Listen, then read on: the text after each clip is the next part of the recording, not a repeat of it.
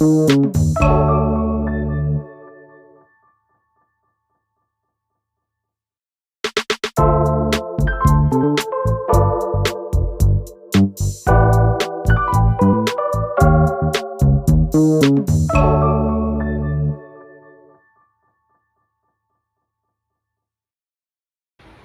warahmatullahi wabarakatuh. Waalaikumsalam warahmatullahi wabarakatuh. Selamat siang Bapak Ibu semuanya, guru hebat SD Datar.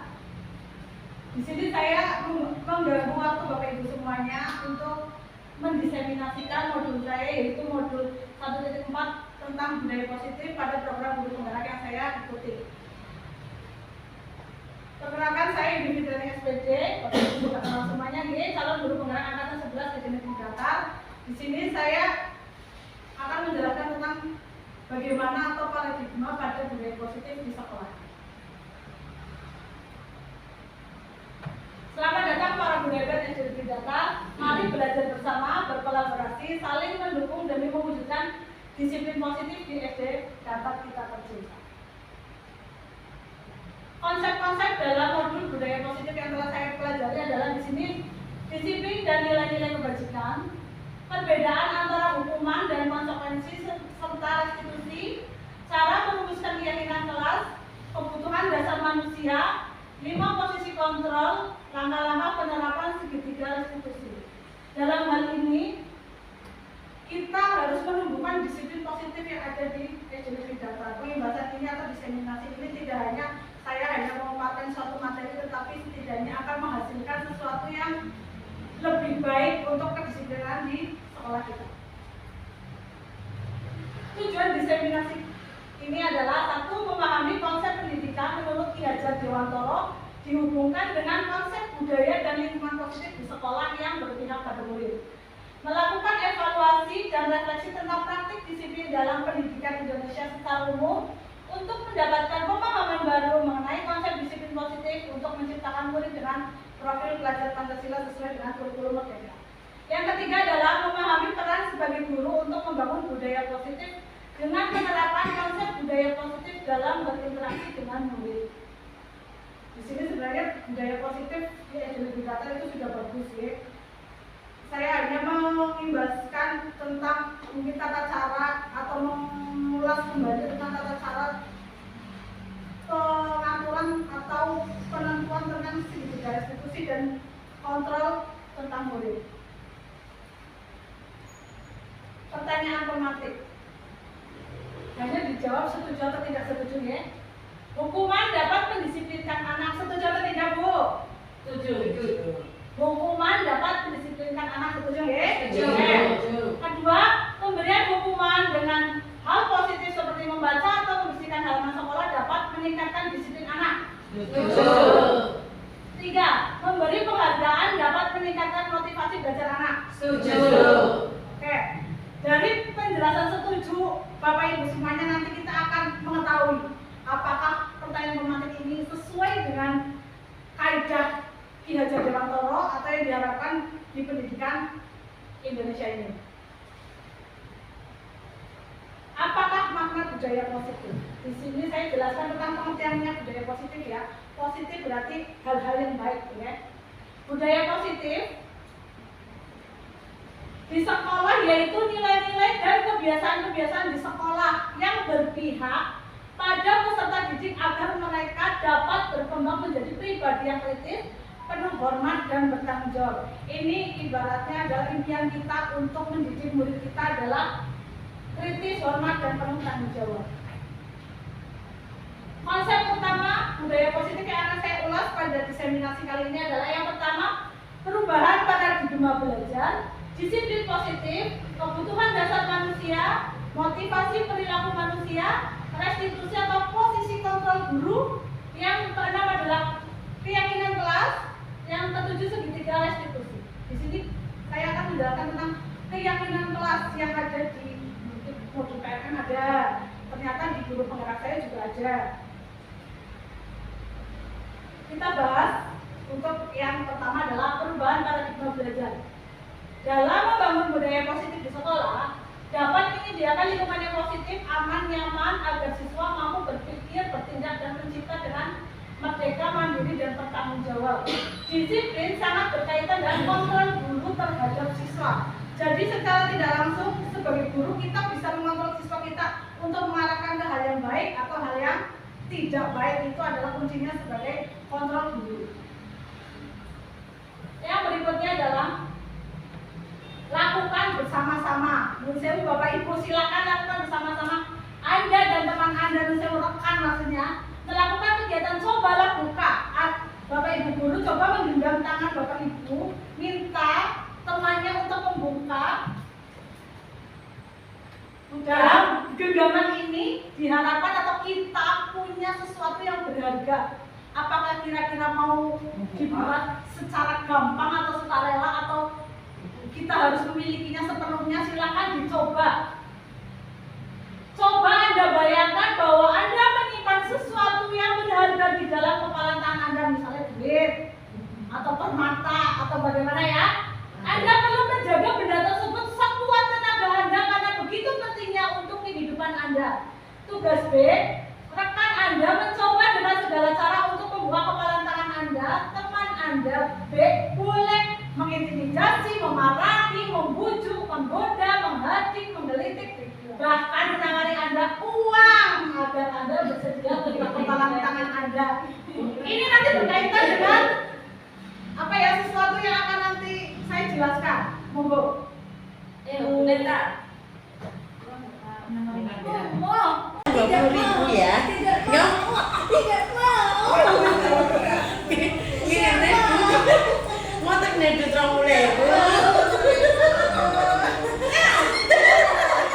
Dia mesti orang dia misalnya udah punya kontak misalnya bayar loh dia. Enggak mau aja. Tidak mau ya. Tidak mau. Tidak mau. Ini nek. Mau tak nek 20.000.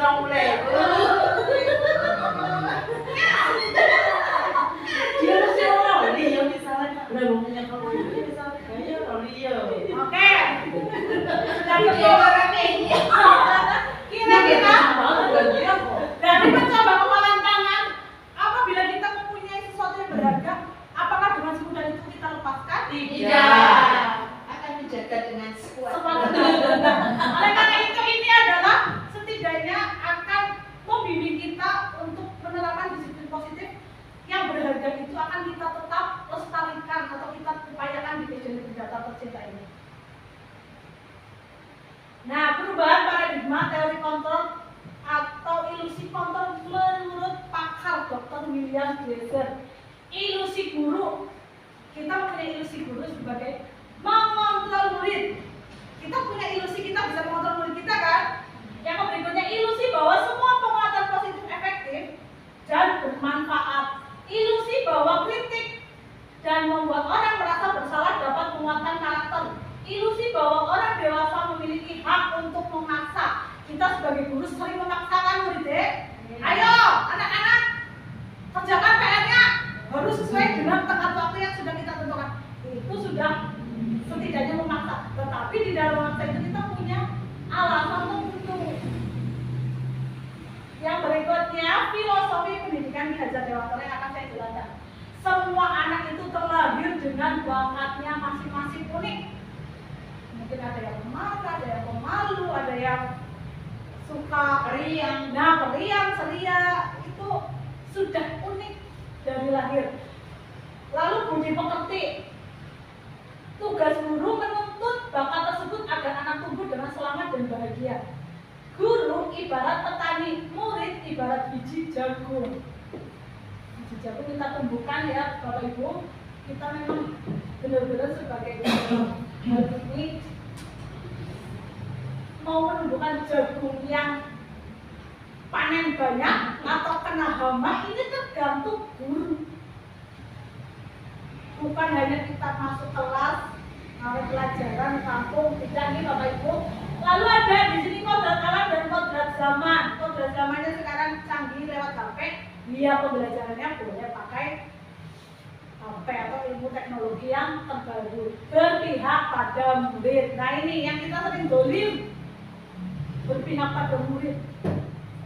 Berpihak pada murid harus segalanya kita sebagai pelayan atau melayani murid kita, tapi bukan pelayan yang jomos ya. Yang berikutnya adalah poin kedua, disiplin positif. Apa makna disiplin? Kata disiplin berasal dari bahasa Latin disciplina yang artinya belajar. Ternyata disiplin itu artinya bukan tepat waktu atau yang lainnya, tetapi artinya belajar. Makna asal dari kata ini terkonotasi dengan disiplin diri dari murid-murid Sokrates dan Plato. Disiplin diri membuat orang menggali potensinya menuju sebuah tujuan apa yang dia hargai. Disiplin adalah kemampuan memerintah diri atau memerintah diri sendiri dalam mengontrol dan menguasai diri untuk memilih tindakan yang mengacu pada nilai-nilai yang kita hargai dengan penuh tanggung jawab tanpa terperintah orang lain. Nilai-nilai yang kita hargai adalah nilai kebajikan atau sifat positif manusia merupakan tujuan mulia yang ingin dicapai setiap individu, yaitu nilai-nilai dalam profil belajar Pancasila.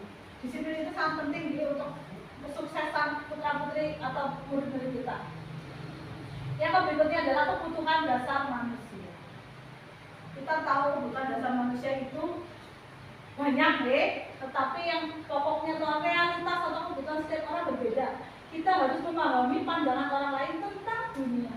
Setiap orang memiliki gambar yang berbeda. Kebutuhan dasarnya itu kita manusia itu butuh cinta, kasih atau diterima.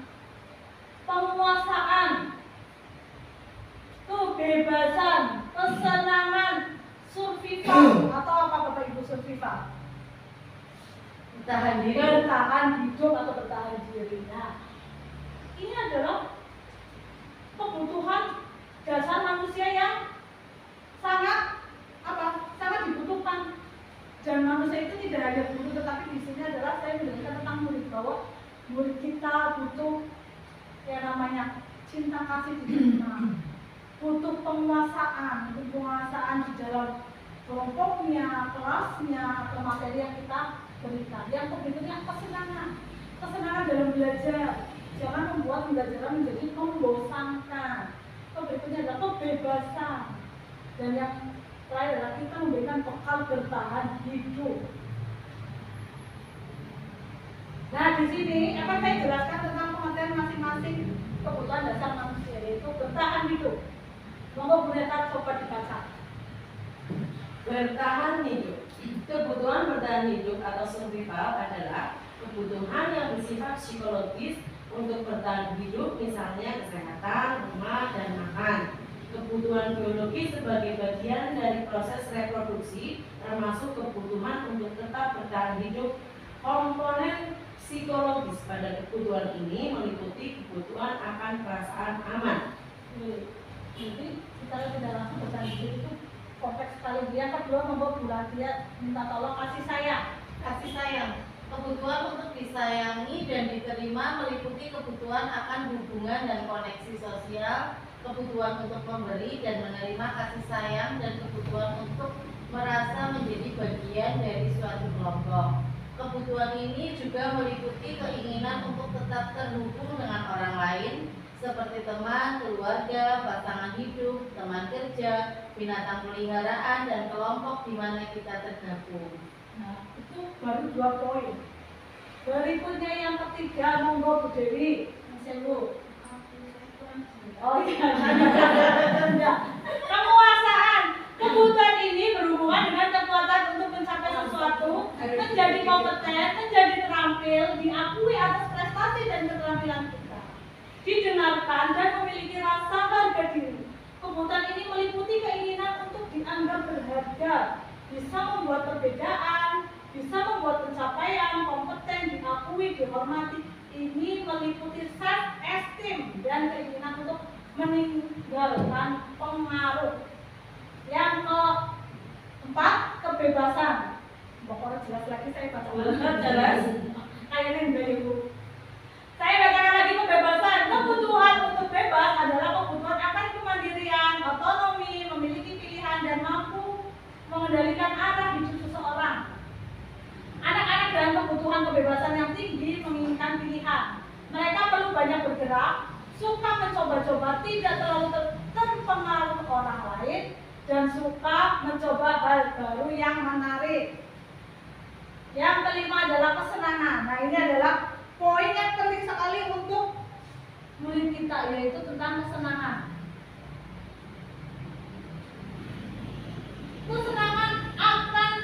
Kebutuhan akan kesenangan adalah kebutuhan untuk mencari kesenangan, bermain dan tertawa. Bayangkan hidup tanpa kenikmatan apapun, betapa menyedihkan. Kalau ada kesenangan apa-apa, mau menyedihkan, membosankan, ya Bapak Ibu. Glaser menghubungkan kebutuhan akan kesenangan dengan belajar. Semua hewan dengan tingkat intelijensi tinggi, anjing, lumba-lumba, primata dan lain-lain bermain. Saat mereka bermain, mereka mempelajari keterampilan hidup yang penting. Manusia juga tidak berbeda. Nah, kesenangan ternyata bisa diperoleh dengan cara bermain. Yang berikutnya, semua perilaku memiliki tujuan. Sebentar Bapak Ibu.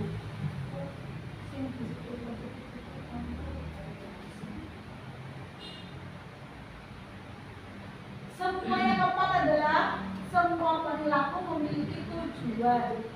Dalam teori motivasi perilaku manusia itu ada motivasi dari dalam diri dan juga dari lingkungannya. Yang pertama adalah motivasi eksternal untuk menghindari ketidaknyamanan atau hukuman. Apa yang akan terjadi apabila saya tidak melakukannya? Kalau tidak melakukannya akan mendapatkan hukuman. Yang berikutnya adalah motivasi eksternal untuk mendapatkan imbalan dari orang lain, institusi. Apa yang akan saya dapatkan apabila saya melakukannya? Motivasi internal, tujuan dari disiplin positif ini yaitu untuk menghargai diri sendiri. Saya akan menjadi orang seperti apabila saya melakukannya. Nah, ini adalah motivasi dari diri kita sendiri. Internal, eksternal itu dari bisa mendapatkan motivasi kita untuk melakukan satu hal apabila dapat hukuman berarti terpaksa, ya. Berikutnya adalah konsep disiplin dengan identitas gagal. Guru biasanya akan memberikan pendisiplinan yang tinggi, tapi jangan sampai gagal. Gagalnya itu apa? Satu, merugikan murid kita, yang kedua juga merugikan kita sebagai profil seorang guru, yaitu memberikan hukuman. Hukuman itu berarti maaf. Hukuman, contohnya kalau kita memberikan hukuman kepada murid akan membuat tidak nyaman.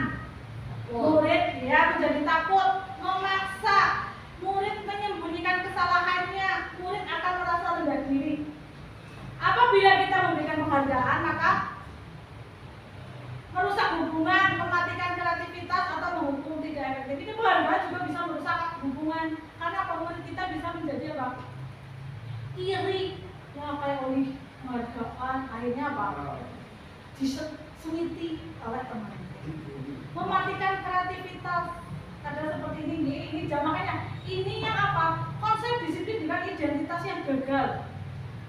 Nah, di sini akan saya tanyakan untuk video konsep yang identitas yang gagal. Ini menyebutkan sekali. Saya yang merasa sedih sih.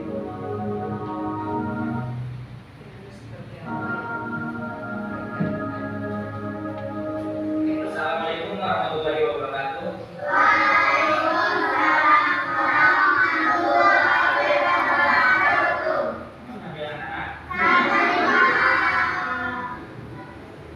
Kalian tahu kenapa Bapak ambil jam pertama di kelas ini?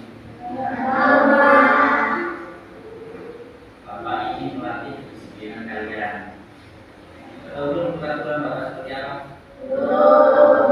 Belum tahu? Makasih tahu ya. Bapak tidak akan memulai pelajaran kalau masih ada Bapak yang terlambat. Maaf, masih ada yang terlambat. Kenapa? Bapak tidak akan memulai pelajaran sebelum Ina, sini kamu. Kenapa kamu terlambat? Kebiasaan kamu kan? Kebiasaan kamu, kenapa kamu baru belajar tahu? Maksud kamu?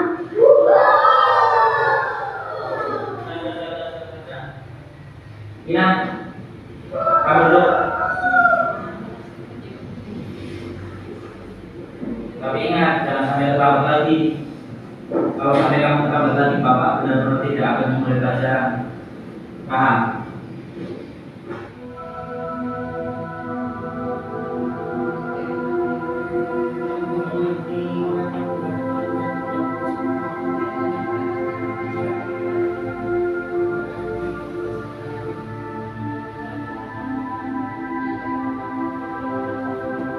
Selamat pagi anak-anak.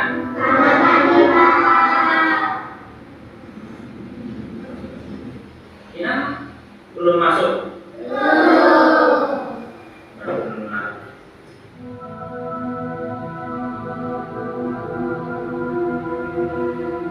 Kenapa Bapak terapkan disiplin?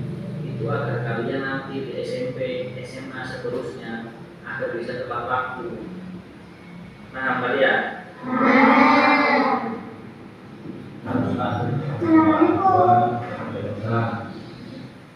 Film.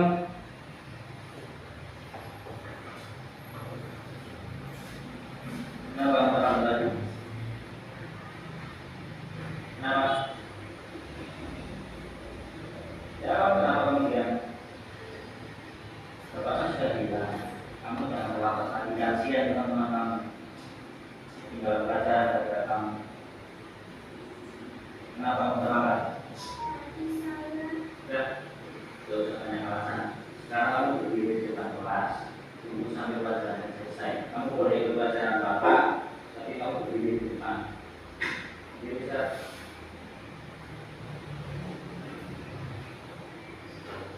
Untuk kalian yang seperti ini jangan contoh ya. Ini contoh anak yang tidak disiplin. Paham kalian? Terlambat dulu.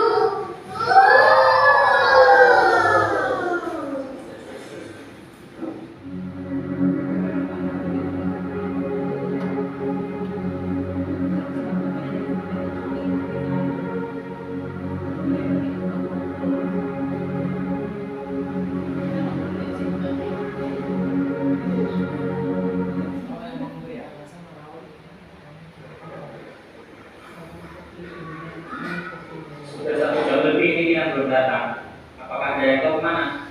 Mungkin hari ini kita tidak berangkat, Pak. Mari kita mulai pelajaran saja.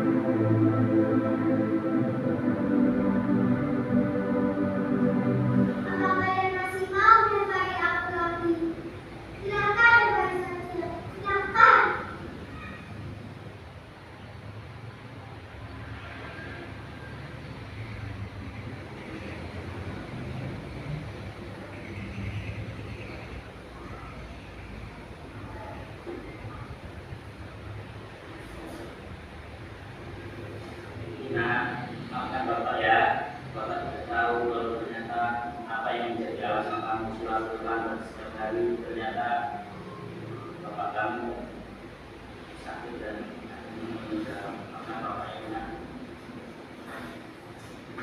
keluarga bapak ya. Bapak masih mau ikut saya? Silakan Pak, silakan.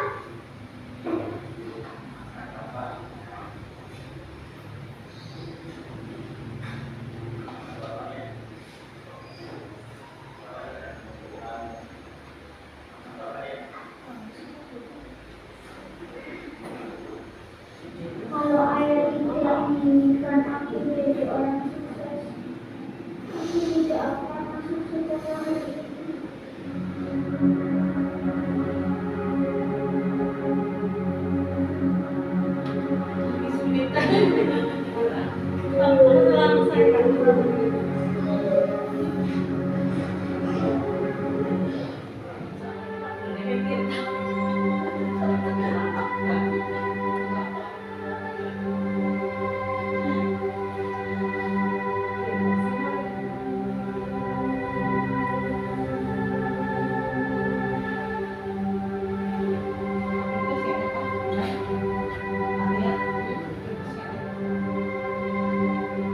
Sebaiknya berkesimpulanlah yang baik terlebih dahulu terhadap seseorang sebelum kesimpulan yang salah yang kalian dapatkan.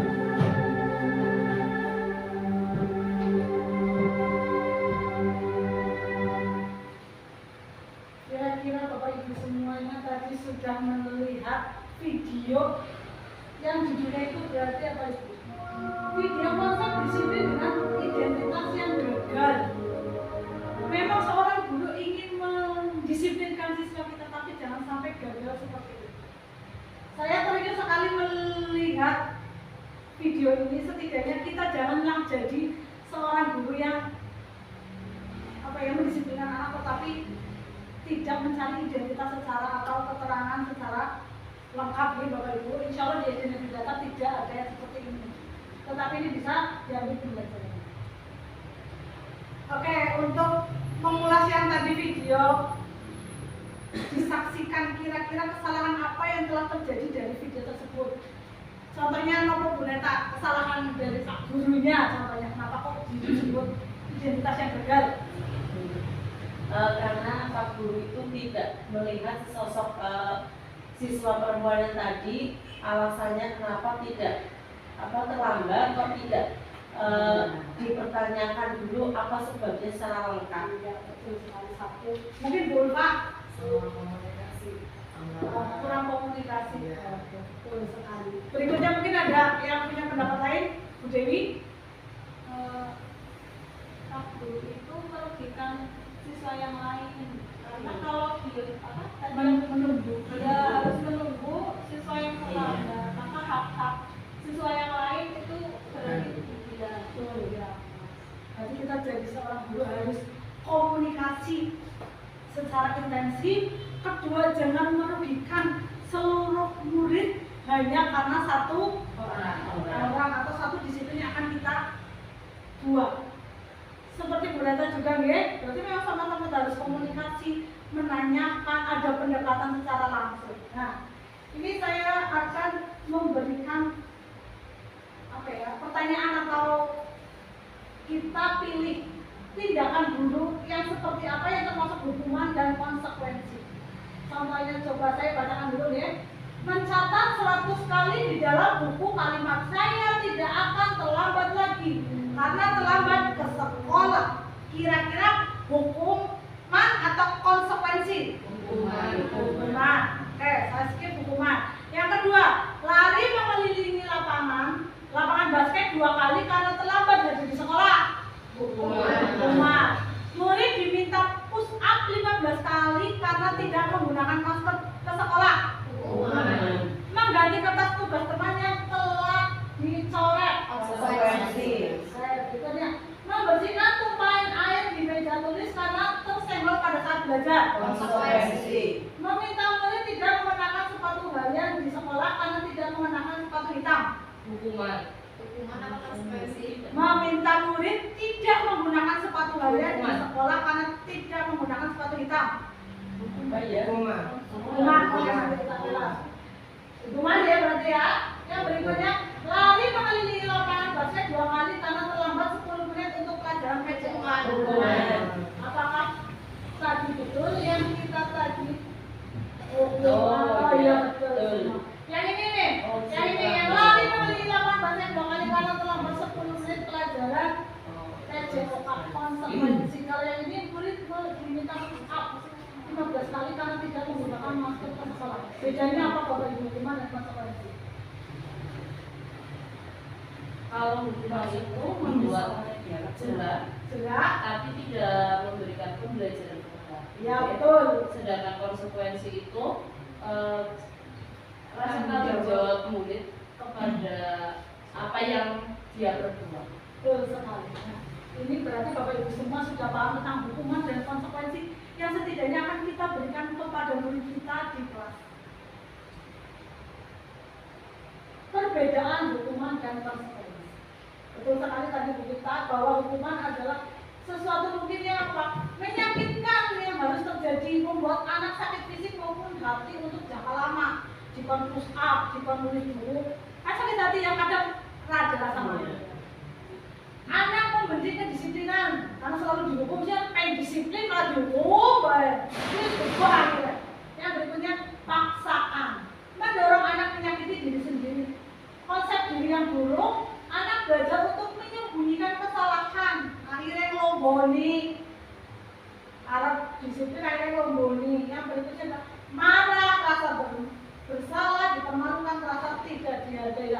Ini kalau yang dalam hukuman ini 5 kebutuhan dasar manusia tidak terpenuhi, ya, akhirnya apa?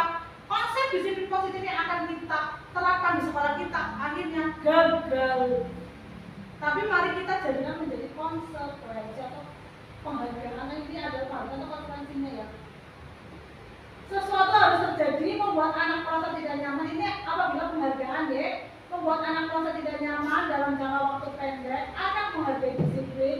Stimulus tanggapan, mendorong anak agar mudah menyelesaikan diri, konsep diri yang baik, anak belajar untuk memenuhi peraturan, kehilangan hak, dibuat tidak nyaman, diasingkan untuk sementara terkait. Ini adalah bukan konsekuensi tapi penghargaan. Yang berikutnya, restitusi posisi kontrol guru. Posisi kontrol guru apabila kita menemukan kesalahan atau kita melakukan suatu kesalahan. Di mana posisi kontrol guru yang baik? Di sini restitusi atau posisi kontrol guru itu ada 5. Yang pertama, posisi kontrol guru sebagai penghukum. Yang berikutnya, pembuat merasa bersalah. Yang berikutnya, menjadi teman. Lalu pemantau dan yang terakhir adalah manajer. Posisi kontrol guru mana yang akan kita pilih? Nah, posisi kontrol guru. Contohnya apabila kita menemui kesalahan pada siswa kita ajukan pernyataan. Contohnya apabila kita biasanya kan kalau anak salah bertanya, saya kecewa sekali dengan kamu karena melakukan apa kesalahannya, dijelaskan. Saya kecewa sekali dengan kamu.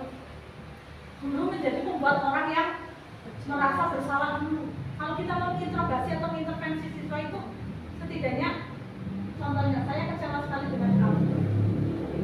Apa? Agar dia apa? Lebih tahu apa? Atau lebih nyaman mengungkapkan apa perasaannya. Yang berikutnya sebagai penghukum, kamu tidak pernah benar melakukannya atau apabila kita langsung menyalahkan.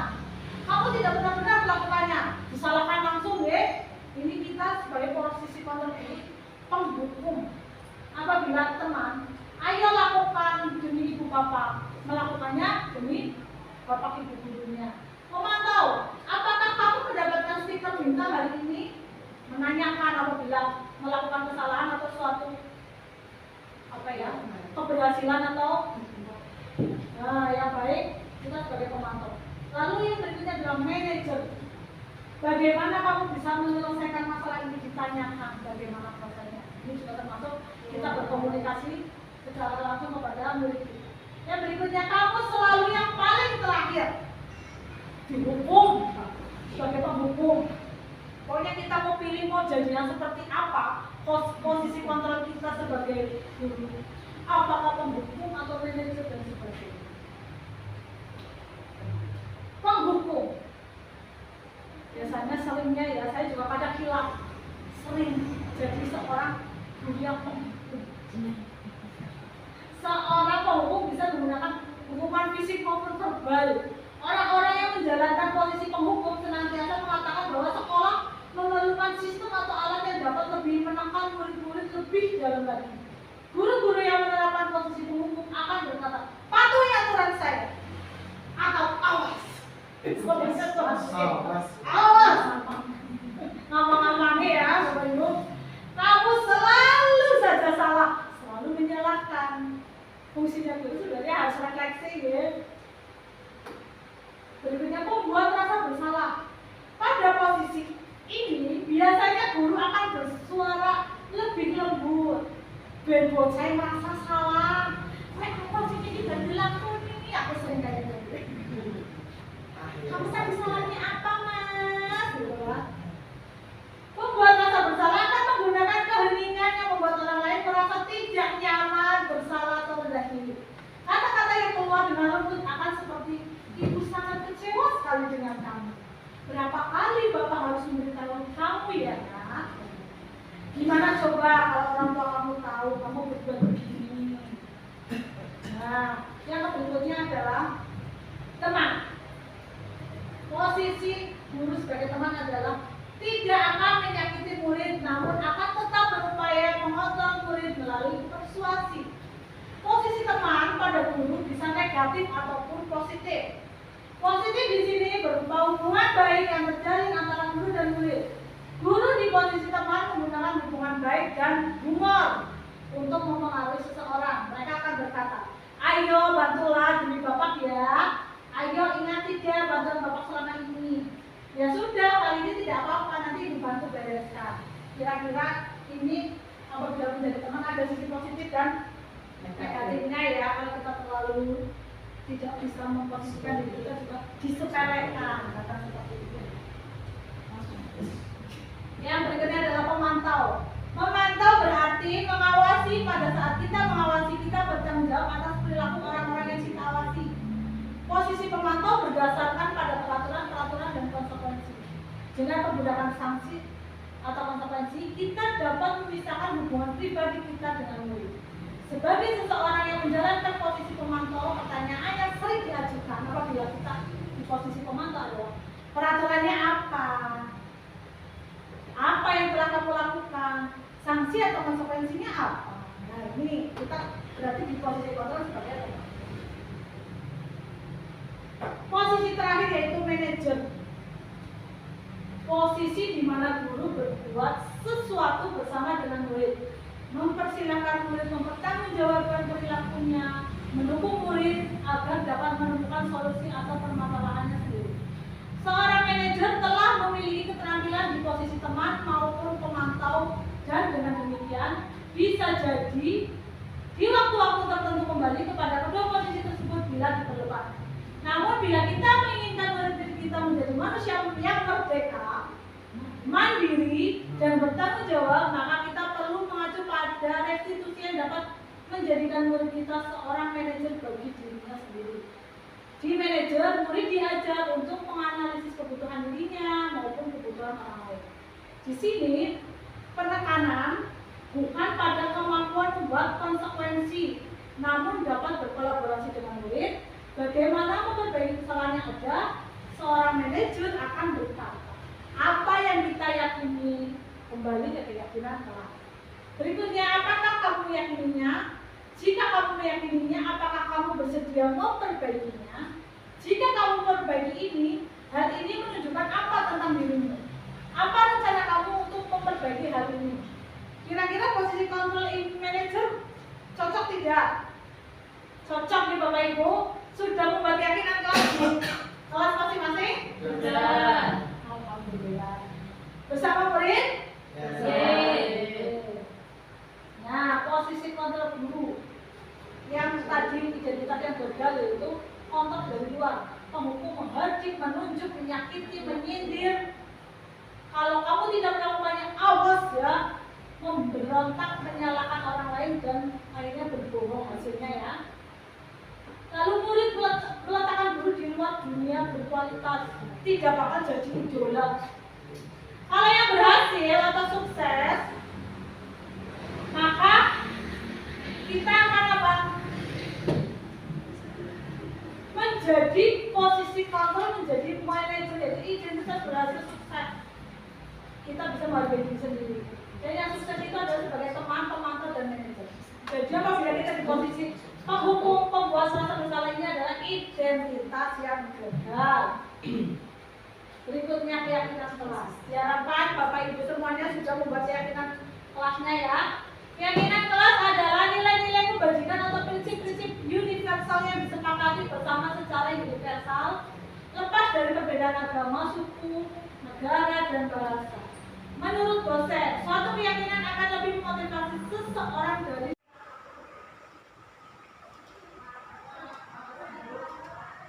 masuk ke budaya positif. Dalam hal ini budaya positif, yaitu yang pertama adalah yang isian yang terdalam itu adalah tentang peraturan kelas. Setelah membuat peraturan kelas, kita akan membuat keyakinan kelas, lalu menciptakan lingkungan yang positif dan membudayakan budaya positif kepada murid kita. Yang berikutnya adalah peraturan. Selalu kembalikan buku ke tempatnya. Itu adalah mempunyai nilai kebajikan tanggung jawab. Yang berikutnya, dilarang mengganggu orang lain atau menghormati orang lain dan diri sendiri adalah nilai kebajikan yang terdapat dalam peraturan tersebut.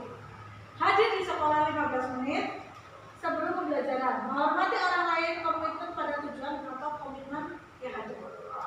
Dilarang melakukan kekerasan, yaitu keselamatan, menghormati orang lain. Dan yang berikutnya adalah pembentukan keyakinan kelas. Keyakinan kelas bersifat lebih abstrak daripada peraturan yang lebih rinci dan konkret. Keyakinan kelas berupaya pernyataan universal. Pernyataan keyakinan kelas dibuat dalam bentuk positif. Keyakinan kelas hendaknya tidak terlalu banyak sehingga mudah diingat dan dipahami.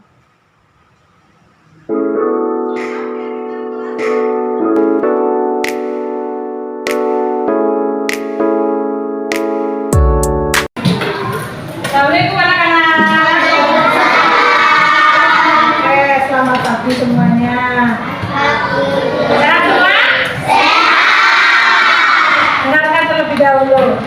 Karena ini adalah tahun ajaran baru, kalian sudah naik kelas berapa? Kita sebelum mulai 1 tahun ajaran ke depan, kita harus mempunyai kesepakatan, peraturan, atau keyakinan kelas yang harus kalian taati atau patuhi.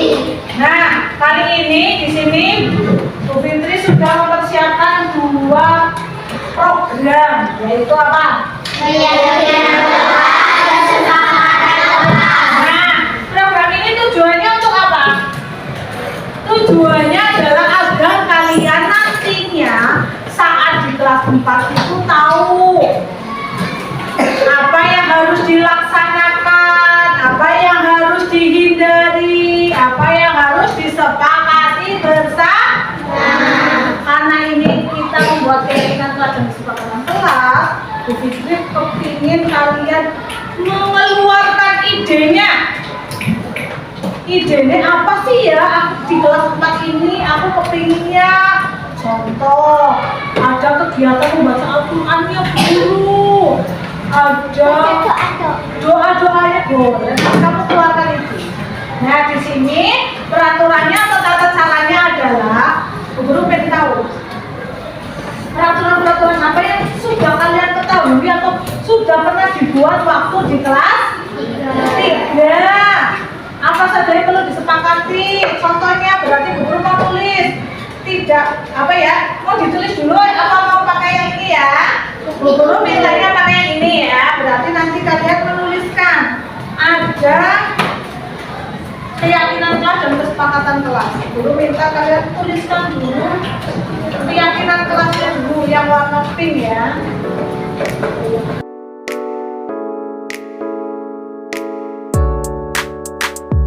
Peraturan yang sudah Yang pertama tadi apa? Pembiasaan. Pembiasaan tentang yang kedua membawa bekal saat hari Jumat. Betul Jo?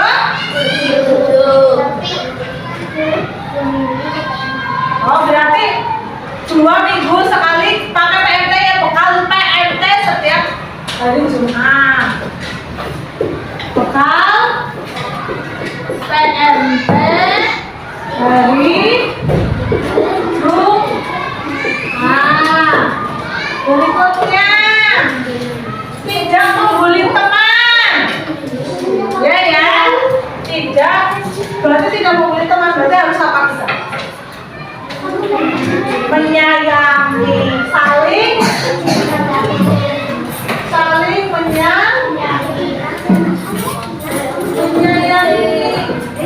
Hindari kata tidak dan dilarang. Ya Mas Fata, perhatikan. Berikutnya membawa bekal utama, berangkat sekolah tepat waktu, membawa minuman sama makanan sampai ya berarti sudah.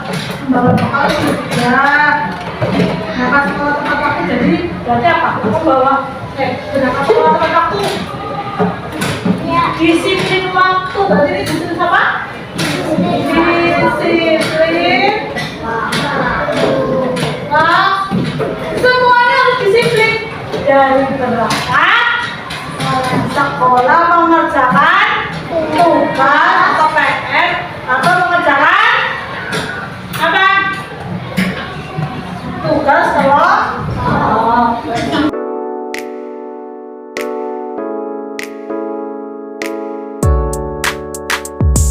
Jadi tabel T ini di sini berarti ada yang namanya nilai-nilai yang terkandung di dalam keyakinan kelas ini. Contohnya pembiasaan perkalian berarti itu di dalam profil pelajar Pancasila ada apa saja?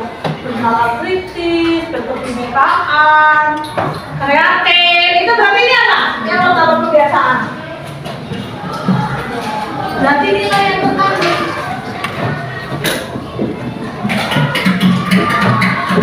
Apa? Yang terkandung. Ini apa? Apa disiplin, apa kreatif, apa beriman tetap apa? Kreatif betul, ini keren. Kalau ini PMT,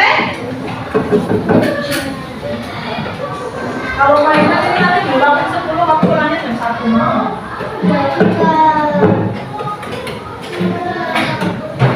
Yang kedua apa? Berarti apa? Apa? Kita makan ada berapa? Berarti kesehatan. Nah, yang ketiga berarti apa?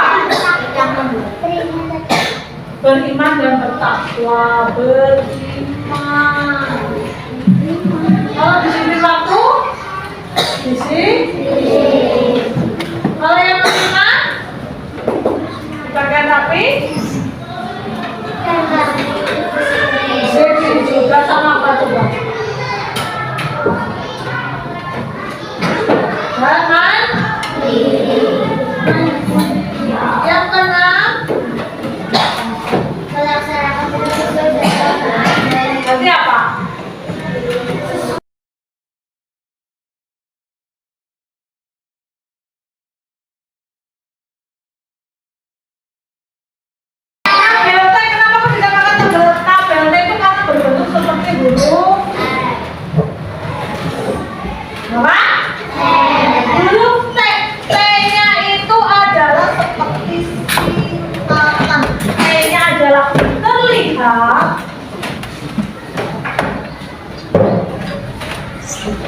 Terlihat terdengar. Satunya lagi T-nya apa yuk? Siapa yang tahu? T apa?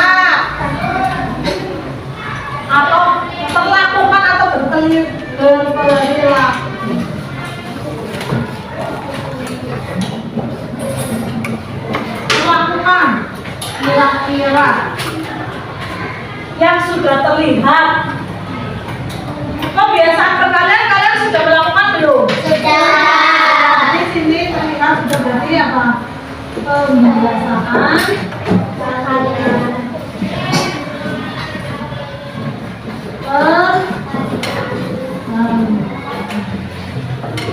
Yang berikutnya sudah terlihat lagi apa?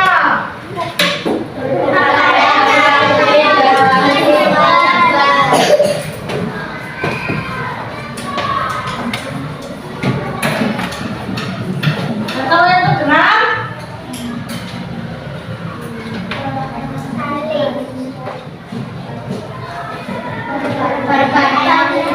coba kalimatnya apa? Kalau minta guru mau memperbanyak SDG gimana? Bu Guru, ayo kita bertepuk. Terus apa lagi? Apa lagi? Kalau mau contohnya pagi-pagi Bu Guru di sini, ayo anak-anak kita berdiri, suruh ngapain? Menyanyi. Nah, berarti apa coba? Ayo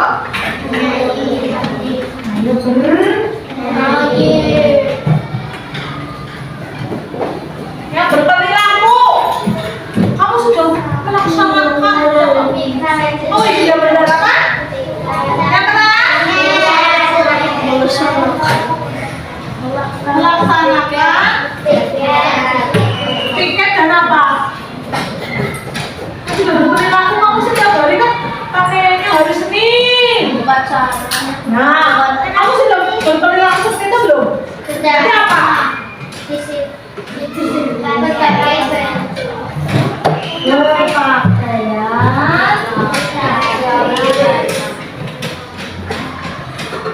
Sesuai. Berarti dalam tabel T ini yang kalian ini lakukan tujuh ini berarti sudah terlihat? Sudah terdengar? Kalian sudah berperilaku? Nah, keyakinan kelasnya ini akan dibuat oleh teman kita atau dituliskan oleh teman kita Mas Akmal dan Dev.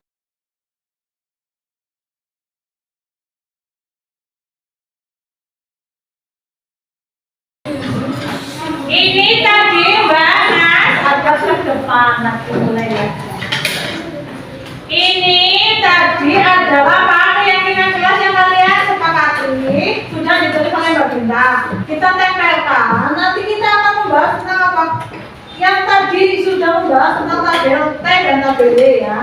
Kira-kira ini sudah menjadi kesepakatan apa belum? Sudah. Oke, kalau sudah, Bu Guru minta lah karena ini kesepakatan kepinginnya Bu Guru kalian itu mentandatanganinya di bawahnya ya. Jadi kalian belajar apa hari ini? Tentang? Kalian disuruh apa? Menuliskan yang ada di dan hati kalian. Semoga bermanfaat. Berakhiri wabillahi taufiq wal hidayah. Wassalamualaikum warahmatullahi wabarakatuh.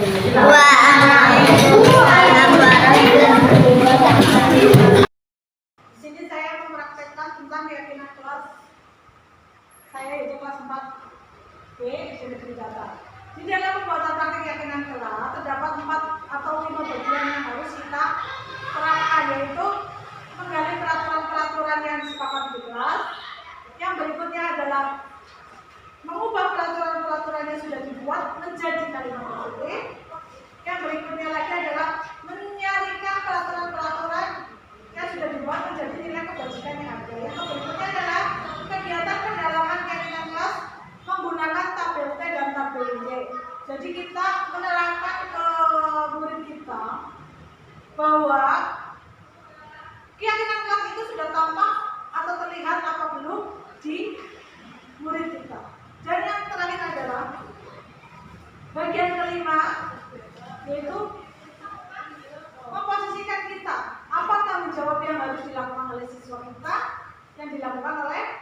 kita sebagai guru. Itu bisa kita terapkan dalam penerapan keyakinan kelas yang akan kita buat di kelas kita. Yang berikutnya adalah segitiga restitusi. Proses menciptakan kondisi bagi murid untuk memperbaiki kesalahan mereka sehingga mereka bisa kembali pada kelompok mereka dengan karakter yang lebih kuat. Melalui restitusi, guru dapat membantu murid menjadi lebih memiliki tujuan, disiplin positif, serta memulihkan dirinya setelah berbuat salah. Membantu murid untuk jujur pada diri sendiri dan mengevaluasi dampak dari kesalahan yang dilakukan. Memberikan penawaran bukan paksa. Dan yang berikutnya adalah penerapan segitiga restitusi. Yang pertama adalah menstabilkan identitas, menanyakan keyakinan, dan yang terakhir adalah validasi tindakan yang salah. Nah, tahapan segitiga restitusi yang telah saya lakukan adalah yang pertama, menstabilkan identitas, validasi tindakan yang salah, yang ketiga adalah menanyakan keyakinan. Di sini kita sebagai guru harus menerapkan tahapan segitiga restitusi dalam mengidentifikasi kesalahan pada murid kita. Ini adalah contoh penerapan tahapan restitusi yang saya buat. Salam dan bahagia. Assalamualaikum warahmatullahi wabarakatuh. Perkenalkan, saya Yuni Fitriani, SPD CGP Angkatan 11 Kabupaten Banyumas, akan menyajikan tugas demonstrasi kontekstual modul 1.4. Apa itu restitusi? Restitusi adalah proses menciptakan kondisi bagi murid untuk memperbaiki kesalahan mereka, sehingga mereka bisa kembali pada kelompok mereka dengan karakter yang lebih baik. Segitiga restitusi. Di antaranya adalah validasi kebutuhan, menanyakan keyakinan, dan menstabilkan identitas. Skenario yang pertama. Pada pagi hari ketika Ibu Fitri masuk kelas dan menerima laporan bahwa Ginta menyobek buku Amel teman sekelasnya dan terjadi pertengkaran. Karena Amel menyontek dan menyalin pekerjaan rumah milik Ginta temannya. Sehingga Ginta marah dan kesal kepada Amel sehingga menyobek buku milik Amel. Praktek segitiga restitusi. Skenario 1.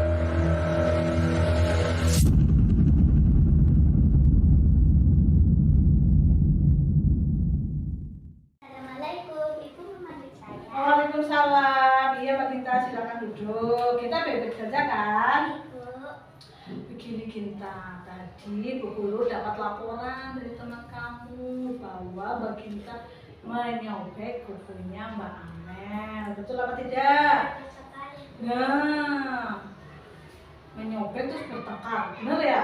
Iya, Kenapa kok Mbak Ginta menyobek bukunya Mbak Amel? karena saya kesal dengan perilaku Amel yang setiap hari menyontek aku, Bu. Oh, pantas saja Mbak Ginta jadi marah ke Amel ya? Iya, Tetapi dengan menyobek buku dan marah, kira-kira itu bagus apa tidak? tidak, Bu. Nah, itu menyalahi kesepakatan dan keyakinan kelas di kelas kita kan? Kira-kira apa yang kamu langgar? Saling menghormati dan menghargai sesama teman. Betul sekali, maka dari itu Mbak Ginta, mari kita sama-sama mencari solusi agar apa?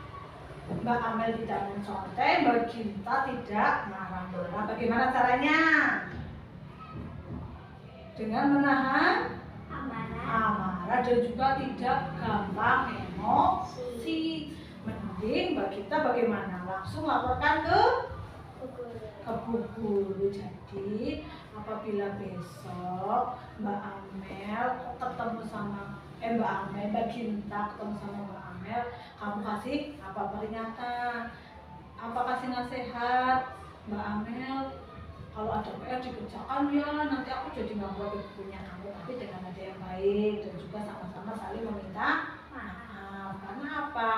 Dari kesalahan itu tadi tersebut, kamu harus bisa menahan emosi. Juga kamu tidak apa, orang kamu yang nggak salah gara-gara marah jadi merobek bukunya. Maka dari itu untuk kedepannya kamu harus saling menghormati. Oke, karena ini permasalahannya juga sudah selesai. Guru minta Mbak Ginta jangan mengulangi lagi dan silakan kembali ke kelas. Sama. Waalaikumsalam. Skenario kedua. Setelah diperhatikan beberapa hari, Kemuning selalu datang terlambat ke sekolah. Dia datang pukul 07.10 menit. Saruni datang terlambat ke sekolah karena bangun kesiangan dan semalam begadang sampai larut malam, hanya untuk bermain game di handphone. Bu Fitri meminta Kemuning untuk menemuinya di ruang perpustakaan pada jam istirahat.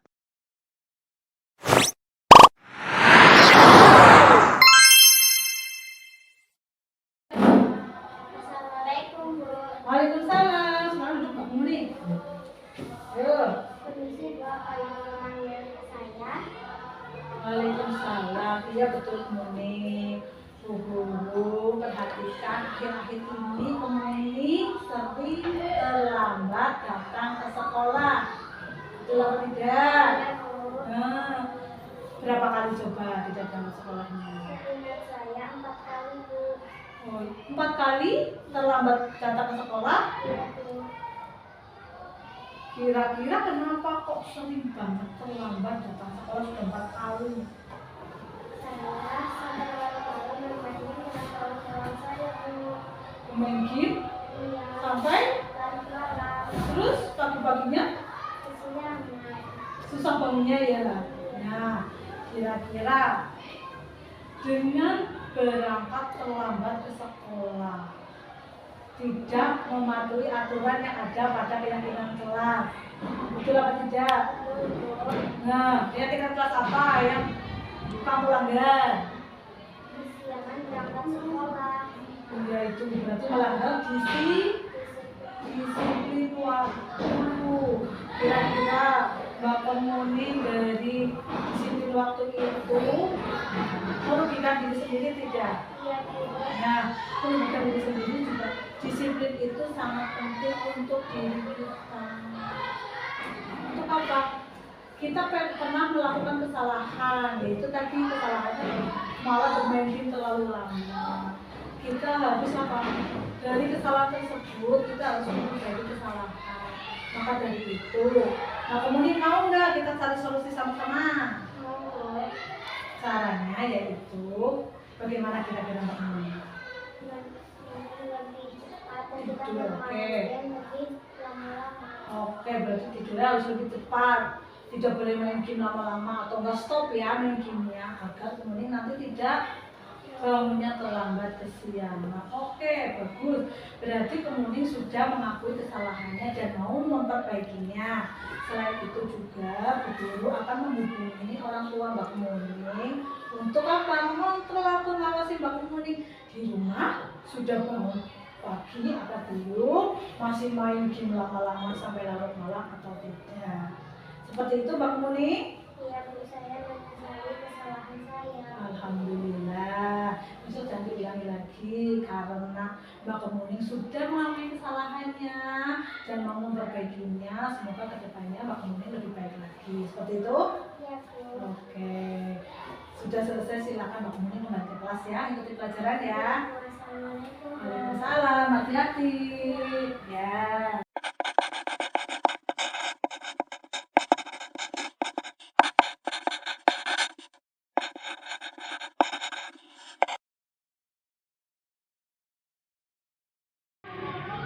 Assalamualaikum warahmatullahi wabarakatuh. Perkenalkan, nama saya Gita. Saya sangat senang karena tidak dimarahi oleh guru saya. Saya dibantu untuk menemukan solusi atas kesalahan saya, yaitu merobek buku teman saya. Terima kasih. Assalamualaikum warahmatullahi wabarakatuh. Perkenalkan, nama saya Kemuning. Saya senang sekali karena tidak dimarahi oleh guru saya. Saya malah mendapatkan solusi dari guru saya. Kesalahan yaitu terlambat datang sekolah. Terima kasih.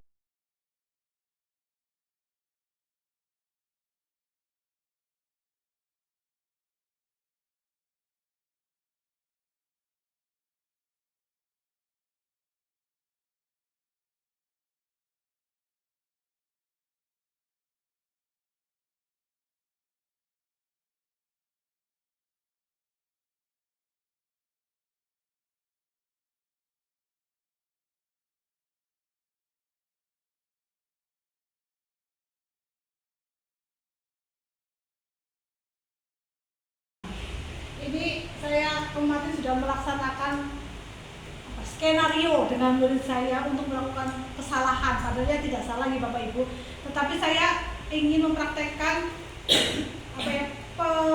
penggunaan atau bukan penggunaan, menggunakan segitiga restitusi yang telah saya pelajari ya.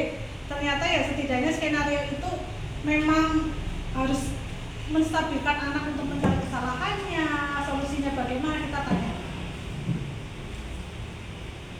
Demikian Bapak Ibu, sekiranya dapat bermanfaat buat Bapak Ibu semuanya dan membawa kebaikan untuk SD Negeri Data. Wabillahi taufiq wal hidayah. Wassalamualaikum warahmatullahi wabarakatuh. Waalaikumsalam warahmatullahi wabarakatuh. Mohon